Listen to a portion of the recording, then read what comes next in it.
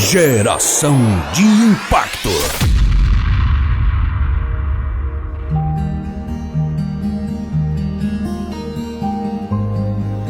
Olá, querido ouvinte da Rádio Esperança. Hoje vamos ouvir no De Casa em Casa com Márcio e Rafael falando sobre o senhorio de Cristo, sobre a vida e a morte. Em seguida, nossa missionária Ingrid Hort compartilhará uma palavra sobre semeadura. Sempre é bom quando ficamos atentos ao que o Senhor quer falar conosco, seja através da palavra ministrada, seja através do louvor. Basta ouvirmos e, mais do que isso, obedecermos. O Senhor se alegra quando temos um coração obediente. E que o seu coração se encha de fé e de esperança no Senhor.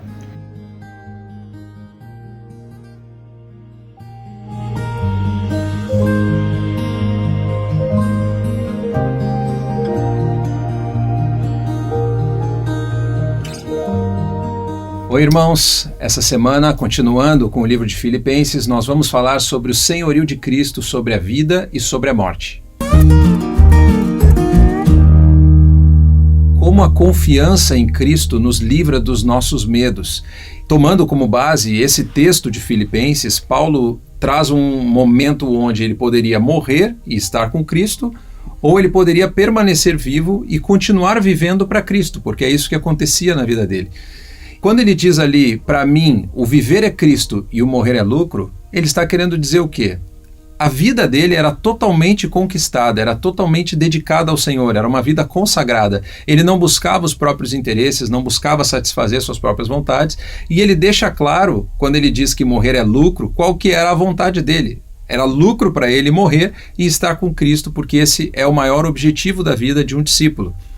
Mas aí eu pergunto, e nós, né, Rafael? Será que nós podemos dizer a mesma coisa? Podemos dizer que viver é Cristo, morrer é lucro? Existe algo que talvez nos impeça de querer estar com Cristo? Existe algo que talvez queira nos prender aqui embaixo?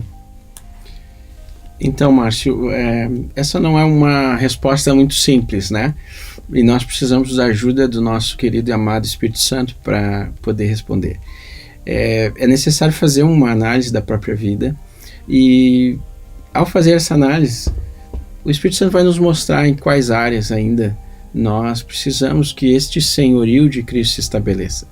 Porque uma vez estabelecido esse senhorio, isso nos dá confiança, e confiança diante de qualquer adversidade. Assim como Paulo, diante de um adversário tão grande, que é a morte, ele conseguiu se lançar em confiança à soberania de Cristo, quer sobre a vida dele, quer sobre a morte dele, e tanto ele diz assim, que está pronto para glorificar Cristo no seu próprio corpo.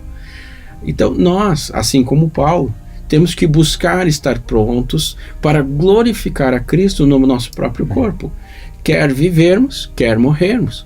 Lembrando de um cântico, né, de que Cristo é a nossa vida, o motivo do louvor em nosso novo coração, e que Ele morreu a nossa morte para vivermos a sua vida. Então, esse viver que agora vivemos neste corpo, vivemos por fé e vivemos para Cristo, e com o auxílio do Espírito Santo. Porque aqui o Paulo, ele afirma aos filipenses, a permanência dele entre os irmãos era para favorecer o progresso da fé dos irmãos. E para que ele mesmo, o próprio Paulo, pudesse fazer alguma obra frutífera entre os irmãos. Ou seja, cooperando para a edificação da igreja, cooperando com esta grande obra do nosso Senhor na vida de cada um de nós, como o corpo de Cristo na terra. No início do nosso card ali está falando sobre a questão dos medos, né? Medos. Como é possível não ter medo da morte, né? Se nós vamos pensar sobre aonde o medo aparece, normalmente o medo aparece em coisas que estão por vir. Nós não temos medo de coisas que já aconteceram, mas das consequências até de coisas que já aconteceram, né?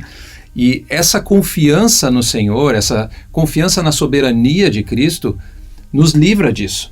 Se nós confiamos que o sacrifício de Cristo foi suficiente para pagar pelos nossos pecados, nós não temos medo de chegar confiadamente na presença de Deus, porque existe um sangue que nos limpa de todo o pecado. Então a morte, que para as pessoas que não conhecem a Deus é uma coisa perigosa, né? Ou aqueles que vivem deliberadamente no pecado, esses, conforme diz Hebreus 10, devem temer a morte, porque existe um juízo de Deus vindo contra essas pessoas, né, para consumir os adversários. Conosco não é assim. Se nós vivemos como Paulo vivia. Viver é Cristo, porque é viver para Cristo. Né? É Ele vivendo em nós e dando esse fruto. E um fruto que permanece. Né? Porque nós somos como ramos ligados a Cristo na videira, produzindo esse fruto. Também, uma análise que podemos fazer é esse crescimento em fé e confiança. Podemos citar um exemplo, né?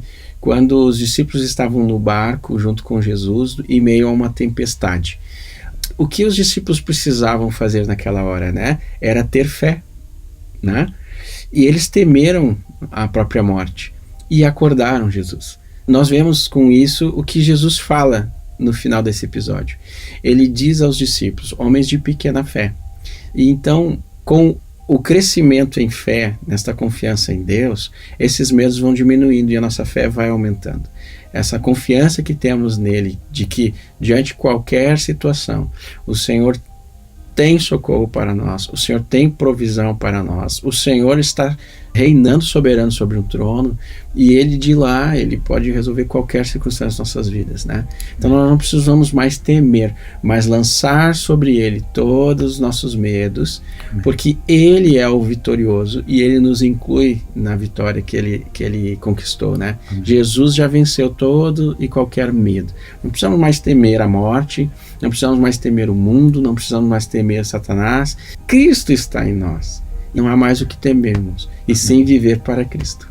Amém, amém. Então, irmãos, durante essa semana, compartilhem uns com os outros o que significa para vocês viver para Cristo e como essa verdade tem livrado vocês dos medos, das inseguranças, dos receios. Em nome de Jesus, abençoamos cada um. Em nome de Jesus. Em espírito, em verdade, te adoramos, te adoramos. Em espírito e em verdade, te adoramos, te adoramos. Rei dos reis e Senhor, te entregamos nosso viver. Rei dos reis e Senhor, te entregamos nosso viver pra te adorar, ó Rei dos reis. Foi que eu nasci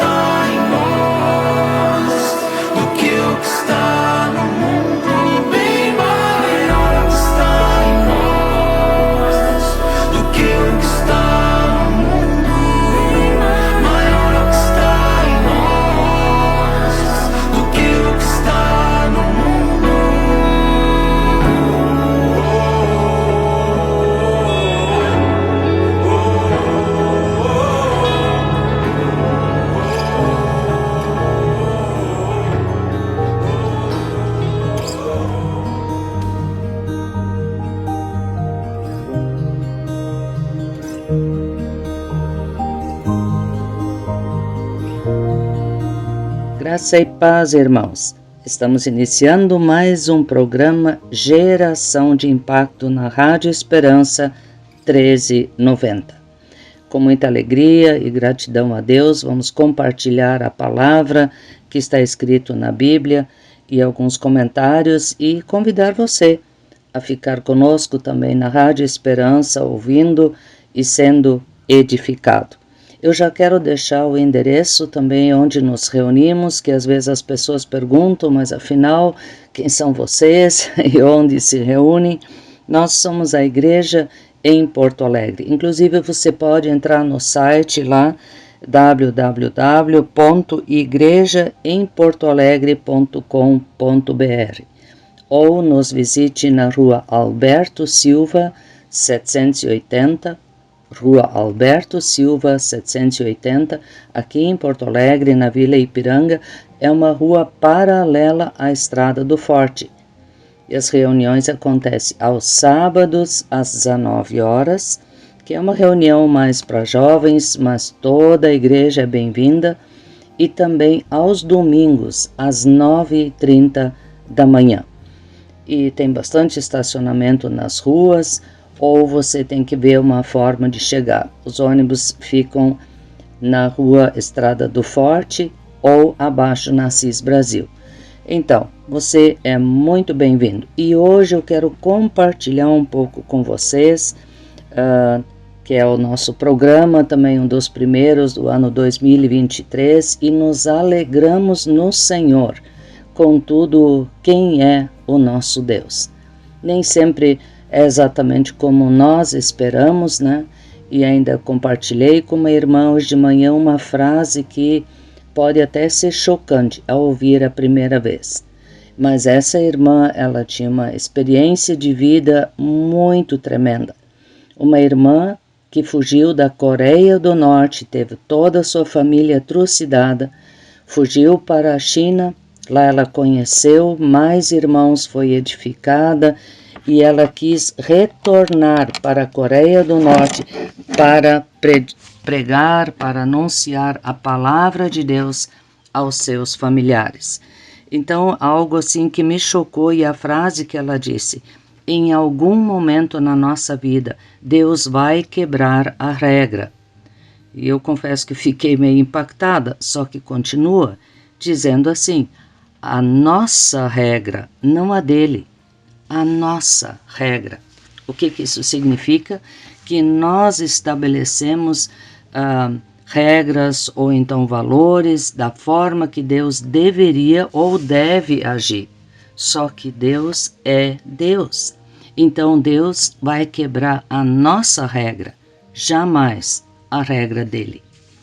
E por isso que eu creio que todos vocês estão se sentindo um pouco decepcionados, esperavam que fosse acontecer algo diferente nesse ano, em todas as esferas, tanto política, talvez espiritual, na sua família, no seu trabalho, ou você precisa de um trabalho, e realmente somos impactados.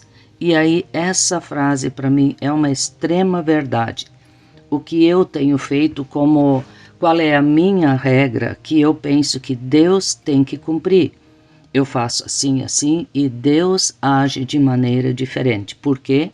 Porque Deus nos ama, porque Ele tem um propósito conosco, porque muitas vezes o nosso propósito de clamor é mal direcionado. Deus tem os seus meios e o seu propósito. Então, se Deus quebrou a sua regra nesse tempo, eu quero ver você que ele realmente quebra as regras, mais uma delas. E está escrito em 1 Reis capítulo 17, 1 Reis capítulo 17, você já tem o seu caderninho, o seu bloquinho de anotações. Eu sempre peço isso, anote em algum lugar o texto para você depois conferir todo o capítulo, os versículos ao redor. É muito importante, muito interessante, e você vai descobrir muitas e grandes, maravilhosas verdades na palavra de Deus, para o nosso entendimento, né? Então, em 1 Reis 17, aqui Deus, eu digo, quebrou a regra naquele tempo.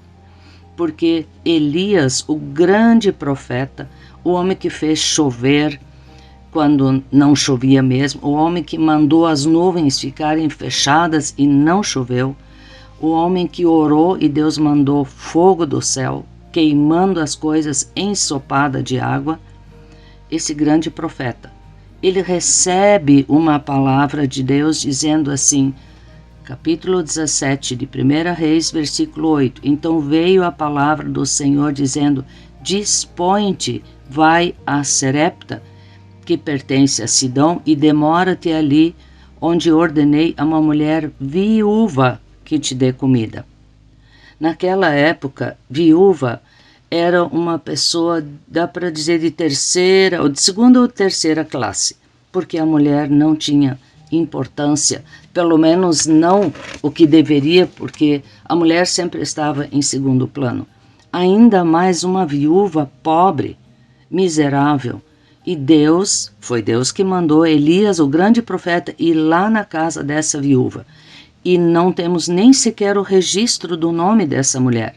No entanto, o que Deus faz com ela ficou registrado por todos os tempos. Enquanto nós tivermos acesso à Bíblia, vai estar registrado. Então, e aí agora Elias vai, e o interessante é que Elias já vai falar com essa mulher e ela certamente ficou surpresa, porque ele, como profeta, geralmente não se dirigia a uma mulher.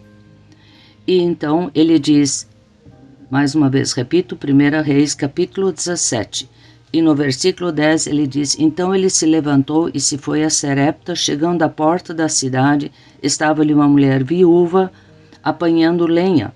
Ele a chamou e disse, traze-me, peço-te uma vasilha de água para o beber. Indo ela buscá-la, ele a chamou e disse, traze-me também um bocado de pão na tua mão. Porém ela respondeu, tão certo como vive o Senhor, teu Deus, nada tenho cozido, há somente um punhado de farinha numa panela e um pouco de azeite numa botija.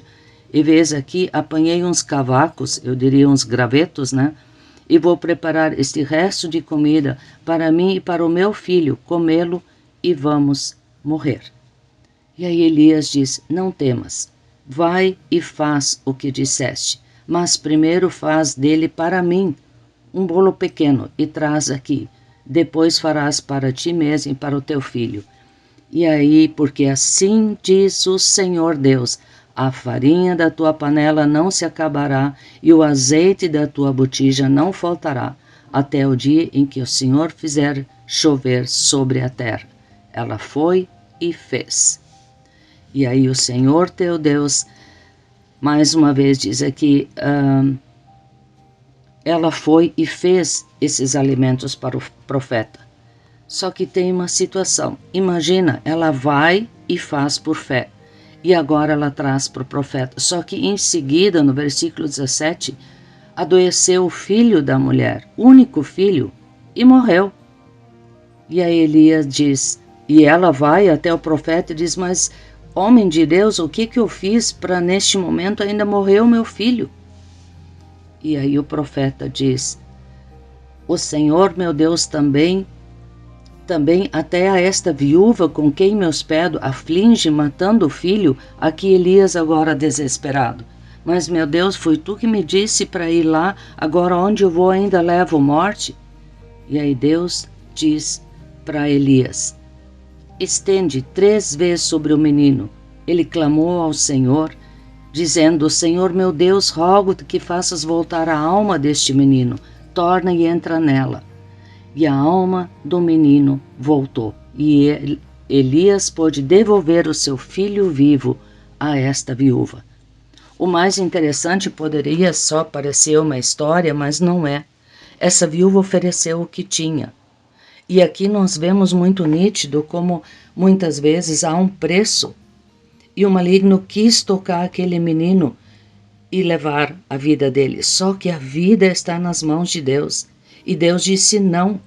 E eu creio que aqui o tratamento era muito maior para Elias, porque Elias, ele tinha esse sentimento, mas onde eu vou nada dá certo, porque eu, né, lembra que ele disse lá atrás, num outro estudo, ele disse, por que eu nasci? E ele entrou numa caverna, se escondeu, e Deus disse, sai da caverna, eu quero usar a tua vida ainda para abençoar muitos.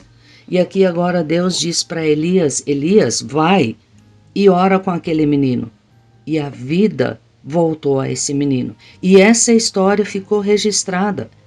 E eu quero compartilhar com você essa história porque você pode estar numa situação que pode achar, eu não tenho nada para oferecer, quem sou eu, né? Menos do que uma viúva. Não, querido. Você, se tem o coração sincero diante de Deus, exatamente o que você tem é o que Deus quer usar. Porque o caso não é quem você é, o que você faz, mas o poder daquele em quem você está colocando aquele pouco que você tem, aquele pouquinho de farinha, aquele pouquinho de azeite, é o suficiente e não faltou enquanto teve fome naquele local. E a vida daquele menino foi devolvido. E a história dessa viúva de Sarepta ficou registrado na história. Interessante, queridos ouvintes, logo adiante tem mais duas situações. Agora em 2 Reis, capítulo 4. Novamente Elias vai até a casa de uma viúva, só que ali ela é viúva de um dos profetas. E ela diz, meu marido morreu e eu tenho os filhos e eles vão levar meus filhos que vão ser escravos. Mas Eliseu disse, que te hei de fazer? E ela diz que a tua serva não tem nada em casa, senão uma botija de azeite. Lembra que eu falei? Esse pouco que nós temos é o suficiente nas mãos de Deus, porque foi Ele que nos deu, é Ele que preserva. E aí vem a ordem de Elias. Vai, pede emprestado vasilhas a todos teus vizinhos, vasilhas vazias, não poucas. Então entra, fecha a porta sobre ti, sobre os teus filhos, e deita o teu azeite em todas aquelas vasilhas. Põe à parte a que estiver cheia. E aí foi indo, eu vou contar porque é o capítulo 4, eu gostaria que você lesse todo o capítulo, porque é muito interessante a obediência aqui dessa mulher, que ela pegou vasilhas, e aqui já mostra, nós não sabemos quantas, mas Elias diz, não poucas, Eliseu aqui já é o profeta Eliseu, que é o sucessor de Elias, e ele também vai na casa de uma viúva, não é verdade? Pois aqui essa viúva então recebe essa ordem, agora vai depender da obediência dela. Da mesma forma como foi com Elias. Então, queridos, muitas vezes nós nos queixamos de Deus, Deus não faz, Deus não isso e Deus não aquilo, né? Só que Ele nos dá situações que exigem a nossa obediência, mesmo que ainda não estejamos enxergando. O mesmo aconteceu com a viúva de Sarepta, e aqui com essa viúva de um profeta é a mesma coisa. Ela então creu, foi lá, pegou vasilhas, emprestou vasilha e foi derramando, e quando terminaram as vasilhas, terminou o azeite. Mas diz que foi o suficiente, e o profeta Eliseu que diz para ela, vai, vende o azeite, paga a tua dívida, tu e os teus filhos, vivei do restante. Então, ela obedeceu, e Deus cumpriu a sua parte. Deus fez multiplicar. Mais uma vez, o pouco que ela tinha, esse pouco de azeite, foi o suficiente.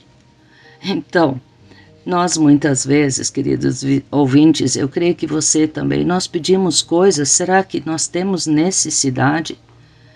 Eu ouvi uma vez a partir daquilo que Salomão pediu, sabedoria e tudo, e muitas vezes eu tenho feito isso. Senhor, eu quero o suficiente. O suficiente. Davi também disse, eu quero o suficiente para não blasfemar contra ti. Eu quero o suficiente, não tanto para que meu coração não se ensoberbeça, mas também não tão pouco para passar necessidade e eu ainda possa compartilhar, repartir. Então, Deus tem toda a responsabilidade e o compromisso com as nossas necessidades, não com as nossas vaidades. Então, cuidado com o seu pedido. Então, já foi a segunda viúva, né? A primeira com Elias, lá de Serepta, a segunda agora Eliseu, que era uma viúva de um dos profetas, em 2 Reis, capítulo 4. Interessante que logo em seguida muda o cenário. Também, 2 Reis, capítulo 4, versículo 8 em diante, nós temos uma situação bem diferente. Aqui eu vou ler o versículo 8 e vou lendo alguns, por isso que é importante que você leia todo o capítulo. E diz assim: certo dia passou Eliseu por Sunem, onde se achava uma mulher rica, a qual o constrangeu a comer pão. Daí todas as vezes que passava por lá, entrava para comer. Então ela disse ao marido: vejo que esse que passa sempre por nós é santo homem de Deus. Façamo-lhe, pois, em cima um pequeno quarto, obra de pedreiro, ponhamos-lhe uma cama, uma mesa, uma cadeira, um candeeiro. Quando ele vier à nossa casa, retire-se para lá. E assim foi feito. E Eliseu ficou bem constrangido que aquela mulher, vocês vejam o cenário, nós falamos antes de 2 viúvas.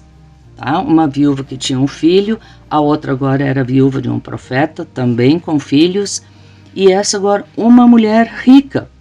No entanto, uma mulher que observava, e diz sunamita, quer dizer, ela nem era do povo de Israel. E ela observou que esse profeta passava sempre por ali e falou para o marido: vamos convidar-lhe para comer. E ainda trouxe uma solução: vamos fazer um quarto, vamos colocar as coisas lá dentro. Ela trouxe uma solução. E aqui, eu mais uma vez vou desafiar, e a mim mesmo, a nós, sejamos solução, não problemas. Principalmente vocês, mulheres, que têm o seu marido, que têm o seu lar, vejam soluções e não problemas. Mas também não imponha a sua vontade. Converse, veja junto com o seu esposo o que pode ser feito, o que poderia ser feito, o que talvez deveria ser feito, sem impor a tua vontade. Deixa Deus trabalhar. Deus faz a obra. E aqui esse homem rico que nem tinha visto Eliseu, agora conheceu por causa dessa mulher atenta às necessidades de um profeta. E aqui ele pergunta: o que eu posso fazer por essa mulher, ao seu moço Geazi? E ele diz: olha, ela não tem filhos porque o marido já é velho. Então, certamente Eliseu orou a Deus e ela concebeu e teve um filho. Mas foi algo tão impactante que agora Eliseu sai daquela região. E mais uma vez nós vemos, esse moço, esse menino, morreu. E ela foi atrás do profeta e disse: eu não te pedi um filho, você orou e me deu, através de Deus, esse filho. Ela diz: pedi eu, meu senhor, algum filho? Não, disse eu. Não me enganes. Mas agora essa criança morre. E para quem ela vai? Ela vai para o profeta. Porque naquela época ela não era de ir direto a Deus, ela nem conhecia direito esse Deus de Israel, mas conhecia esse homem que era o representante de Deus aqui na terra, especialmente para essa mulher. E ela orou. Então entrou, tendo o profeta chegado à casa, eis que o menino estava morto sobre a cama. Então entrou, fechou a porta sobre eles e orou ao Senhor. E o menino expirou 7 vezes. Então Geazi chamou essa mulher, chamou a sunamita e disse: toma o teu filho. Ela teve o filho ressuscitado, restaurado, por causa de uma oferta, como eu coloquei no início do programa, semeadura. Nós somos chamados a semear. Mesmo contra a nossa razão natural, colocar nas mãos de Deus aquilo que temos. Ele sabe o que necessitamos. E imagina o impacto que foi naquela região, aquela senhora que muitas vezes a mulher só, aliás, sempre as mulheres eram culpadas, mas como esse homem já era idoso, imaginamos que não era mais possível ter filhos, mas Deus capacita, Deus faz milagres.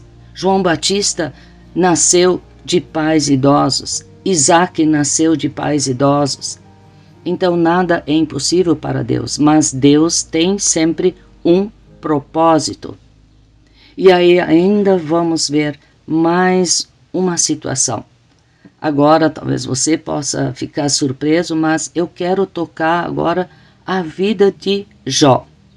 Olha, vocês, a maioria conhece a vida de Jó. E se você, ouvinte, é a primeira vez que você está ouvindo o programa, você talvez ainda não conhece nada da Bíblia, mas eu creio que você já ouviu falar de um homem chamado Jó, que tinha tudo, era riquíssimo, tinha filhos, tudo. E o diabo veio dizer, Deus, é fácil, Jó, tá por cima, sabe tudo, tem tudo. Aí sim, ele vai te louvar, mas tira isso dele para ver. E Deus conhecia o coração de Jó. Daí ele disse, tá bom, tira dele tudo, menos a vida. E Satanás inclusive tocou sua saúde, ele ficou cheio de feridas, cheio de chagas, e Jó começou a questionar Deus, sim. Inclusive a mulher chegou a dizer, olha, amaldiçoa Deus e morre de uma vez. E ele disse, não, eu não vou porque eu sei em quem tenho crido. E eu sei que um dia esse Redentor, ele já falando profeticamente de Jesus, vai se levantar sobre a terra e é o meu Redentor. Então, Jó, só que ele tem amigos, sabe, aqueles que a gente diria amigos da onça, né? Um veio, não muda nada, queridos. Hoje em dia é exatamente a mesma coisa. Você já está numa situação muito difícil, aí vem aquele amigo, viu? Deve ter pecado na sua vida, olha o que você fez, e aí vai. Não é verdade? Então, Jó aconteceu a mesmíssima coisa. Jó agora ouve tanta coisa dos seus chamados amigos, e Jó fica entristecido, mas em nenhum momento Jó blasfema contra Deus. Mas ele pergunta a Deus, onde é que tu estás? Eu quero falar contigo, deixa eu argumentar, eu não fiz nada, eu sou justo diante de ti. Até que Deus responde. Aliás, Deus não responde a Jó, Deus pergunta a Jó, onde é que tu estavas quando eu criei as estrelas, as nuvens, os animais, coloquei tudo em ordem? Onde é que tu estavas quando eu coloquei o caminho para a morada da luz? Isso tudo está no livro de Jó. No capítulo já 36 de Jó em diante, ele começa, Deus não responde, olha Jó, é que eu tive que fazer isso para, afinal, o teu caráter, sei lá, eu queria essa prova do teu amor, nada disso. Ele só pergunta para Jó. Jó, tu me questiona, mas Deus só vai falando, onde é que tu estavas? E aí vai, e Deus descreve coisas maravilhosas. Eu separei o alto, o céu da terra, eu contei as estrelas, coloquei as nuvens, pesei, cada uma delas tem o seu peso ideal para permanecer ali no céu. Eu fiz tudo isso, Jó. E onde é que tu estavas? O crocodilo, os pássaros. E se você lê a partir do capítulo 36, você vê que ele cita tanto os céus como a terra, os luminares, todas as coisas. Deus pergunta só, Jó, onde é que tu estavas? E olha o que Jó diz. Eu te conhecia. Primeiro lá no capítulo 42, ele diz, bem sei que tudo sabes, e nenhum dos teus planos pode ser frustrado. Quem é aquele, como disseste, que sem conhecimento encobre o conselho? Na verdade, falei o que não entendia, coisas maravilhosas demais para mim, coisas que eu não conhecia. Escuta-me, pois havia eu dito, e eu falei, e eu perguntarei, e tu me ensinarás. E aí Jó mais uma vez diz, eu te conhecia só de ouvir, mas agora os meus olhos te veem. Por isso me abomino e me arrependo no pó e na cinza. Jó tem essa atitude diante de Deus de dizer, eu reconheço, tu és o Deus soberano sobre todas as coisas. Mais uma vez lembrando, querido ouvinte, que a natureza, toda essa criação de Deus revela a grandiosidade, o poder, a majestade de Deus. Mas o que está escrito para nós hoje na Bíblia, os escritos que nós temos em mãos, vai falar do caráter e do propósito de Deus. Mas Deus aqui falando isso para Jó, ele reconhece: quem sou eu? Tu tens todo o conhecimento, tu tens todo o conselho, é maravilhoso demais para mim. E aí ele diz: eu me arrependo no pó e na cinza. Bom, Deus fez com que Jó reconhecesse que toda essa bondade que ele tinha, essa santidade, diante de Deus não era nada. Se ele não reconhecesse a grandiosidade e o propósito de Deus na vida dele. E agora Jó não olha mais para si mesmo, para tudo que ele perdeu, mas olha para Deus. E aí Deus vai falar com os amigos, com aqueles amiguinhos que falaram muita coisa, que condenaram Deus, condenaram Jó, condenaram todo mundo, e parece que eles eram os tais, né, os sabedores de tudo, muitas vezes usando aqueles chavões bíblicos, como a gente vê. E em vez de ter compaixão, tem juízo sobre a vida dos irmãos. E aqui agora Jó repreende esses amigos e diz: a minha ira se acendeu contra ti, falando aqui com esses amigos, especialmente um chamado Elifaz, o tenamita. Não disseste de mim o que era reto, como o meu servo Jó. E aí Deus manda fazer um sacrifício, mas Deus diz algo interessante: o meu servo Jó vai orar por você. Olha que coisa, o que Deus podia fazer para restaurar tudo. Deus diz: não, Jó, ora por ele. Só que tem um detalhe aqui. E Jó ora por ele. Olha, Jó 42:10 diz: mudou o Senhor a sorte de Jó quando este orava pelos seus amigos. E o Senhor deu-lhe o dobro de tudo o que antes possuía. Assim abençoou o Senhor o último estado de Jó mais do que o primeiro, porque veio, e daí vem descreve o que Deus deu tudo de volta a Jó. Mas aqui nós vemos algo bem nítido. Deus queria que Jó orasse por esse amigo, por quê? Porque foi esse amigo que magoou mais, que falou coisas que realmente não deveria. Então, aqui nós vemos a obediência de Jó. Lembra que eu venho falando que cada entrega dessas Deus dá uma dica que precisa gerar obediência. E aqui então Jó obedece e ora por esse amigo. E quando ele ora por esse amigo, a alma dele é curada. O perdão traz bênção tremenda sobre a nossa vida e sobre a vida daquela pessoa que nós oramos. Então Jó aqui orando pelo seu amigo, Deus restaurou a vida de Jó, vamos dizer assim, que foi a vítima. Por quê? Porque Deus queria fazer essa limpeza no coração de Jó, antes de devolver a ele o dobro de tudo que ele já tinha. Porque isso só Deus pode fazer. Você pode achar que é super inteligente, que é, nossa, que é tudo, né? Bonito, tem dinheiro, ou tem poder, ou então uma série de outras coisas que você, que nem me disseram uma vez, olha o filho que eu fiz. Na hora me deu como que uma facada no coração, disse: meu querido, Deus só permitiu que você se divertisse com a sua esposa. A vida não veio de ti. As células não vieram de ti, a não ser o que tu já tinhas dado por Deus. Não foi tu que fez o filho, Deus te abençoou. Então, aqui nós vemos que Jó obedeceu. E Jó realmente colocou diante de Deus o coração dele. E Jó, curado, pôde abençoar esse amigo dele.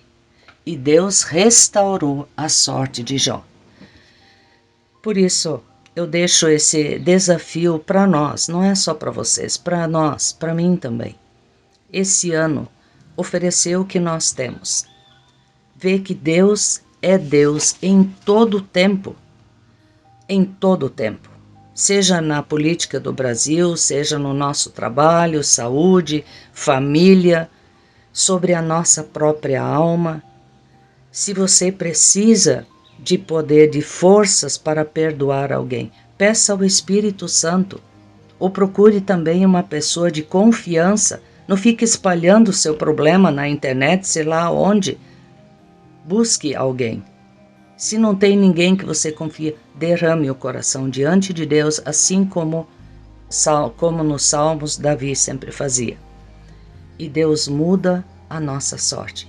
Eu tive experiências muito fortes a partir do perdão, inclusive de curas físicas e emocionais. Deus é Deus, querido. Senhor, eu clamo a Ti, Pai. Viemos juntas diante do Teu altar e clamamos que Tu estejas restaurando esse ouvinte, estejas colocando Tua mão de amor e de graça sobre a vida dos nossos ouvintes.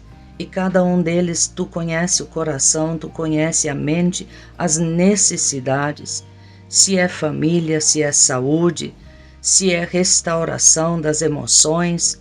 Repreende as enfermidades, Senhor, e traz um novo sobre a vida do nosso ouvinte. Nós apenas viramos a página um novo ano, mas nós queremos um novo de Ti, nós queremos o derramar do Teu Espírito sobre a nossa vida de uma forma intensa, de uma forma que venha afetar a nossa nação, que venha afetar onde estamos. Ó Senhor, nós precisamos de Ti, de cura física, cura na mente, Pai. Tantas situações que temos visto com a mente transtornada, mas nós clamamos a Ti, que Tu intervenhas, Pai, para que venha o Teu reino e se faça a Tua vontade. Pai, nós Te louvamos, porque Tu és o soberano Senhor.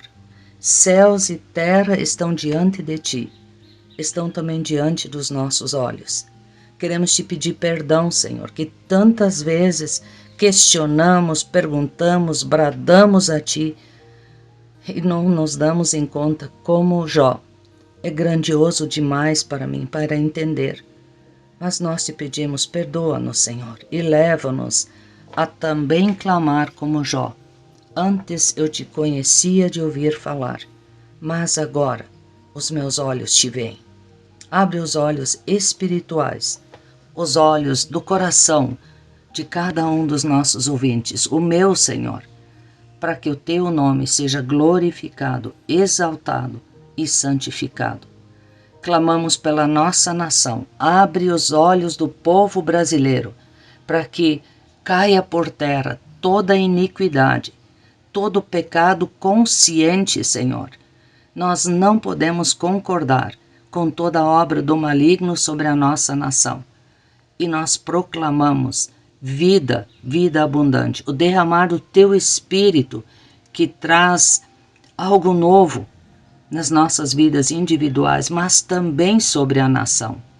Em nome de Jesus, sobre a natureza, em nome de Jesus.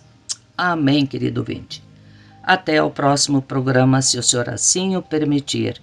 Amém. Quero deixar registrado para você, ouvinte, uma das minhas experiências com a semeadura, que nós temos falado nessa semeadura nesse programa, não é? Eu tive muitas experiências diferentes e maravilhosas. Às vezes por fazer algo um pouco a mais, um pouco diferente, sei lá, mas realmente não tenho como gravar todas. São muitas, e eu inclusive sempre desafio, especialmente os jovens, ou mesmo a cada um de nós, termos a ousadia de fazer algo um pouco diferente, algo um pouco a mais, e sem esperar nada em troca. Mas Deus tem realmente presenteado de uma forma extraordinária. Uma delas foi, eu me dispus, eu e Joana, que é uma irmã na fé, nós trabalhamos juntas e no Ministério da Missão, né? E nós nos dispomos a levar e trazer a missionária Edmeia Williams, do Rio de Janeiro. Quando ela esteve aqui no Rio Grande do Sul, era o tempo do CD ainda, e nós buscávamos, levávamos CDs e as pessoas encomendavam, mas geralmente não tinha ninguém para ir no aeroporto buscar. Ou diferentes situações que nos dispomos, e ela, inclusive, uma vez ela brincou, mas é só vocês que vêm aqui? E eu também retribuí dizendo, bom, para lhe dar um abraço tá ótimo, não importa o horário. Às vezes era mais tarde da noite, às vezes era cedo pela manhã. E numa dessas também nós, meio que brincando, que nós gostaríamos de ir para o Rio de Janeiro e estar ali com ela no trabalho, que a doutora Edmeia tem um trabalho muito lindo, mais de 30 anos, com crianças no Morro Dona Marta, no bairro Botafogo. No meio ali da favela, não era pacificada e ela sempre permaneceu firme ali ajudando aquelas crianças. Formou muita gente, nós vimos, fomos testemunhas de pessoas das mais diferentes profissões, e muitos permanecendo firme na fé em Jesus Cristo, que saíram lá da casa Maria e Marta. Pois numa dessas oportunidades nós fomos buscar material e nós falamos para ela, olha, eu vou completar, a Joana que disse, a Ingrid vai completar 50 anos, quem sabe a gente festeja no Rio de Janeiro. Ela ficou nos olhando de uma forma sem dizer nada e ficou assim. E lá fomos nós de novo, umas 2 semanas depois, novamente buscar os CDs que tinham sido encomendados por alguma irmã aqui da igreja. E aí ela, saindo lá de dentro, logo foi nos dizendo, olha, eu preparei tudo, vocês podem vir, já me deu as datas, pediu que eu comprasse passagem aérea, que depois ela ia ressarcir, né, reembolsar, e só que vocês vão ter que me ajudar, no final do ano ela faz uma festa para as crianças lá no Morro Dona Marta. E aí ela dá presentes e é individual, é personalizado, cada saco é um saco que dá em torno de 10 a 12 quilos, porque são sapatos, são as coisas mais diferentes, né?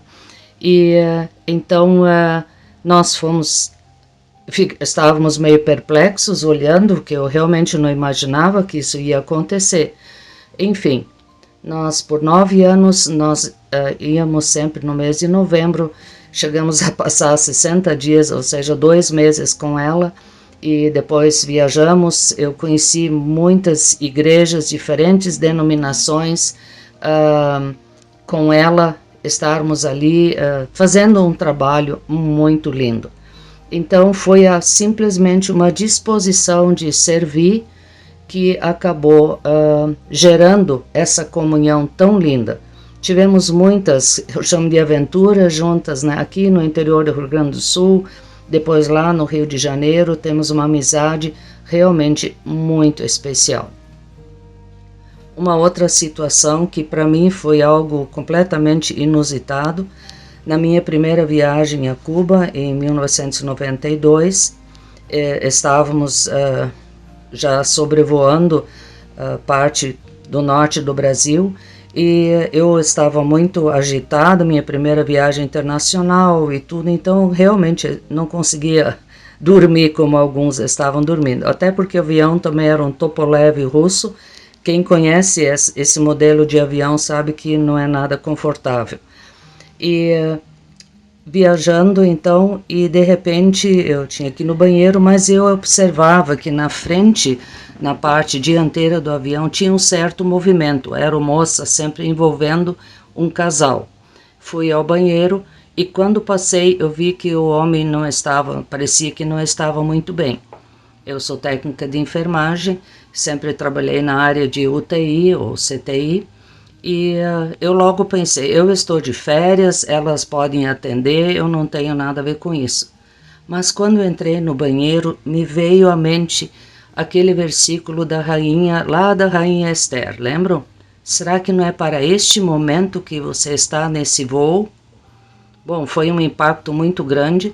Eu voltei, saí do banheiro e quando retornei, eu me dirigi a ele, me dispus verifiquei a pressão, eu tinha um aparelho e realmente ele estava tendo uma dor no peito, um problema de coração e, enfim, pude atendê-lo, servir e, para minha surpresa, fiquei sabendo. Eu fiquei primeiro preocupado porque eu soube que ele trabalhava em Havana, em Cuba, e, portanto, ele era alguma pessoa ligada ao governo e nós estávamos viajando como contrabandistas de Bíblias, né? Levando Bíblias nas malas e a Bíblia em Cuba agora retornou novamente, é um livro proibido. E naquela época, de uma forma muito especial, por 57 anos a Bíblia foi um livro absolutamente proibido em Cuba. Então eu fiquei preocupada em me identificar alguma coisa, mas eu disse que eu era turista e na verdade eu era. E ele então me disse que ele era o embaixador do Brasil em Cuba. Confesso que eu fiquei perplexa, não sabia o que fazer. Enfim, ele depois me disse uma forma de agradecer o atendimento, tudo que ele nos chamaria no hotel para jantar na Embaixada do Brasil em Havana. Eu sou do interior, cresci no interior, eu nunca imaginei jantar numa embaixada. Nós estávamos numa equipe total 7 pessoas, e apresentei também o nosso chefe da equipe, que é o irmão Siegfried Zils. Esse irmão fez 53 viagens a Cuba, levando Bíblias e realmente cuidando da igreja em Cuba. Então descemos, tivemos uma confusão muito grande na chegada, porque 2 dos pastores que estavam com Bíblias, todos nós estávamos, mas eles tiveram que abrir a mala e eles foram levados para a sala de interrogatório, retiraram todas as Bíblias, foram advertidos com ameaça de prisão, então foram momentos muito tensos, terríveis na minha primeira viagem a Cuba. Naquela época, Cuba era o país em 17ª ou número 17 dos países mais perseguidos por causa do comunismo. Hoje em dia, Cuba está numa posição 40 entre os países de maior perseguição aos cristãos em Cuba por causa do comunismo. E, bom, quando cheguei ao hotel, me perguntaram, depois de quase 4 horas lá no aeroporto, ainda nessa discussão toda, me perguntaram se eu conhecia o embaixador. E nessa hora, mais do que nunca, ter conhecido o embaixador foi algo extremamente importante. Por isso eu quero deixar registrado, querido ouvinte, o que Deus às vezes ele nos dá a oportunidade como você, certamente cada um de você tem uma história. Cada um de você teve ou tem uma oportunidade. E vamos focar essa oportunidade, vamos aproveitar, mas também não vamos esquecer de louvar a Deus por essa oportunidade.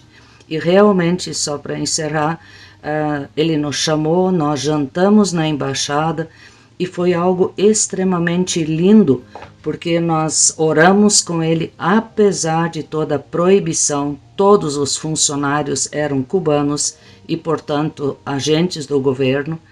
Mas, mesmo assim, nós estávamos lá em nome de Jesus Cristo, em nome da Igreja do Brasil de Jesus Cristo. E oramos com ele, e inclusive alguns funcionários se emocionaram. Depois abraçamos todos eles e saímos de lá realmente com aquela sensação e com a certeza, não só sensação, certeza que foi um presente de Deus. E aconteceram muitas outras coisas nessa viagem e eu também acabei errando numa outra situação e o que uma amiga disse, Deus permitiu, te colocou à prova para que você não se orgulhasse por esse fato de a equipe ter jantado na embaixada. Então Deus nos dá essas provas e a gente escorrega e às vezes faz coisas que não deveria porque não presta atenção suficiente, né? Mas Deus é Deus, como Elias e como outros personagens da Bíblia. Deus não recrimina, mas ele, quando nos arrependemos, ele nos perdoa e usa a nossa vida para glorificar o seu nome. Então eu queria deixar essa essas duas experiências com vocês. Não vamos poupar na semeadura. Nosso Deus é fiel e Ele cumpre a sua palavra integralmente. De joelhos estou te pedindo que não me afaste da tua presença. Reconheço que sou tão pequeno, mas o amor de Deus me faz ser forte. O amor de Deus te faz ser forte. Em minha aflição, clama ao Senhor, entrego meu coração e tudo que sou. Peço em oração e sei que farás aqui o teu melhor. Geração de Impacto.